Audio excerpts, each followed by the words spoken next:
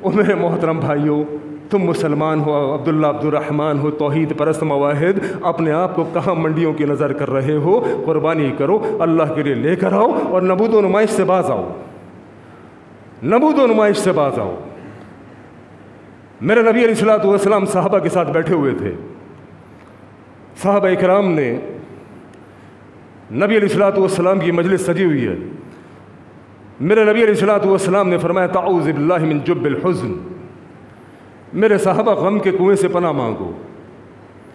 صحابہ نے پوچھا اللہ کے نبی غم کا کنواں کیا ہے؟ میرے نبی علیہ السلام نے فرمایا جہنم کے اندر ایک گھاٹی ہے، جہنم کے اندر ایک کنواں ہے جس سے خود جہنم دن میں 400 مرتبہ پناہ مانگتی ہے۔ کیا چیز ہوگی بھائی؟ وہ کتنی خوفناک جگہ ہوگی جس سے جہنم دن میں 400 مرتبہ پناہ مانگے۔ میرا نبی فرما رہا ہے کہ اس جہنم کے اس کنویں سے جسے غم کا کنواں کہتے ہیں میرے صحابہ پناہ مانگا کرو۔ صحابہ نے کہا اللہ کے نبی اتنی خوفناک جگہ کہ جس سے خود جہنم دن میں 400 مرتبہ پناہ مانگے، اللہ کے نبی وہ ہے کیا، اس میں جائے گا کون؟ میرے نبی نے فرمایا میرے صحابہ اس میں ریاکار جائیں گے، دکھاوا کرنے والے جائیں گے، اپنی واہ واہ کرنے کو پسند کرنے والے جائیں گے۔ وہ قربانی کا جانور لایا گیا اور اس کے لیے ٹینٹ لگایا گیا اور اس کے لیے بندہ رکھا گیا، اور جناب علی 10 لاکھ کا جانور، 20 لاکھ کا جانور، اللہ اکبر، بہترین سے ٹینٹ لگا دیا گیا اور 2-4 بندے بٹھا دیے گئے۔ ہاں بھائی جانور کتنے کا ہے؟ باقاعدہ بندہ بیٹھا ہوا ہے، بھائی 10 لاکھ کا، بھائی 20 لاکھ کا۔ وہ اللہ کی قسم ہے ڈرو، اس غم کے کنویں سے ڈرو جس میں ریاکار جائے گا، اس غم کے کنویں سے ڈرو کہ جس میں دکھاوا کرنے والے جائیں گے، جس میں شہرت کا حصول رکھنے والے جائیں گے۔ قل ان الصلاۃ ونسکی، وہ قربانی رب کے لیے ہے، اس قربانی کو ضائع مت کرو، اپنی قربانی کو بچاؤ، اپنی قربانیوں کو ضائع ہونے سے بچاؤ میرے محترم بھائیوں۔ دوسری بات اور آخری بات، قربانی کے دنوں کے اندر عمومی طور پر ہم جانوروں کو ان گلیوں میں لا کے باندھ دیتے ہیں۔ اب گلیاں دیکھیں کتنی چھوٹی چھوٹی ہیں، ٹھیک ہے ہمارے پاس جگہ نہیں، مجبوری ہے، یہاں تک بات ٹھیک ہے کہ ہمارے پاس جگہ نہیں، مجبوری ہے، لیکن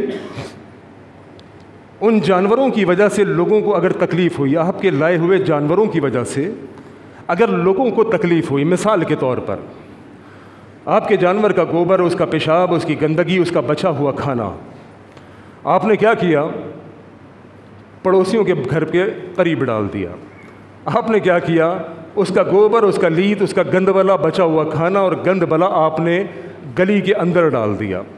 لوگوں کو آنے جانے میں دقت ہوئی، پریشانی ہوئی، تکلیف ہوئی۔ آپ نے کیا کیا؟ قربانی والے دن کوئی انتظام نہیں کیا۔ قربانی کا جانور ذبح کرنے کے بعد آپ نے اس کی غلاظت، آپ نے اس کا گند والا ایسے ہی گلی میں چھوڑ کے چلے گئے، روڈ پہ چھوڑ کے چلے گئے، لوگوں کو آنے جانے میں تکلیف ہوئی۔ آپ کو معلوم ہے نبی علیہ السلام کی حدیث سنا دیتا ہوں۔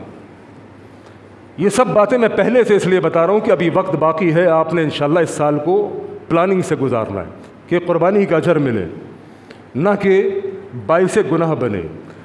نبی علیہ السلام کے صحابہ میدان جہاد سے واپس آ رہے، جہاد افضل ترین عمل، صحابہ جہاد سے واپس آ رہے، واپسی کے اوپر صحابہ نے کیا کیا؟ سفر کے تھکے ہوئے تھے، راستے میں جانوروں کو باندھ دیا اور خود بھی وہیں پر آرام کرنے کے لیے لیٹ گئے۔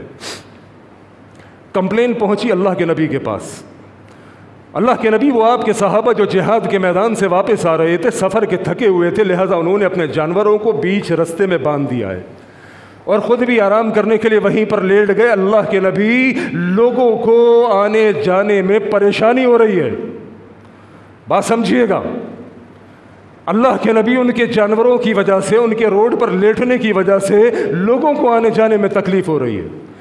میرے نبی علیہ السلام نے قاصد بھیجا، کہا میرے صحابہ کو فوری طور پہ جا کے بتاؤ، اگر ان کے اس عمل کی وجہ سے کہ روڈ پر جانور باندھ دیے ہیں اور لوگوں کو آنے جانے میں تکلیف ہو رہی ہے تو میرے صحابہ کو بتا دو، اگر ایسا ہی ہے تو ان کا عمل جہاد ضائع ہو جائے گا، ان کا عمل جہاد ضائع ہو جائے گا۔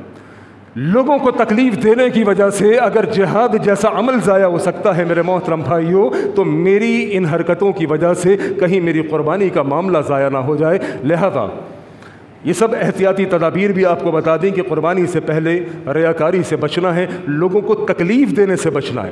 قربانی کے ان 10 دنوں کی حفاظت کرنی ہے، ان میں قرآن کی تلاوت کرنی ہے، تسبیحات پڑھنی ہے، تکبیرات پڑھنی ہے، قرآن کی تلاوت، صدقہ خیرات، ہر نیک عمل کرنا ہے، بجائے اس کے کہ منڈیوں میں جا کے جانوروں کے ریٹ لگائے جائیں۔ اللہ کریم ہم سب کو عمل کی توفیق عطا فرمائے۔ اللہ کریم ہم سب کی قربانیوں کو اپنی بارگاہ میں قبول فرمائے۔ وآخر دعوانا ان الحمد للہ رب العالمین۔